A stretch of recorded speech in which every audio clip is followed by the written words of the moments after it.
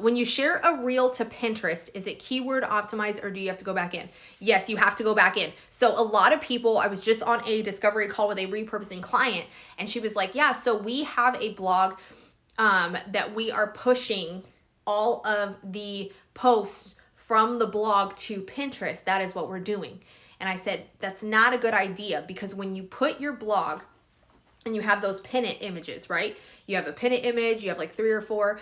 You cannot shove them because it doesn't have the optimization. It's going to pull whatever SEO is from your blog onto that description. Same with reels, same with all of that. If you're pushing content, all it is taking the content that you originally created, the original words, so the description on reels or the title of the reel, and pushing it to Pinterest. It is not optimizing it for that platform. So whenever you are repurposing, which you guys should be repurposing, y'all know this, make sure you're doing it with that platform in mind. You are playing by that platform's rules. Pinterest is a search engine. It is not a social media platform.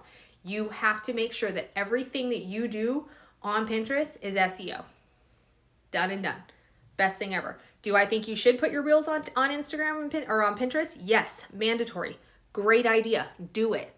Put it as a pin, put it as a story. I've been putting all my lives on there. You can go to my Pinterest and you can see what I'm doing. I'm putting my lives as story pins, and then I'm putting my lives as reel pins.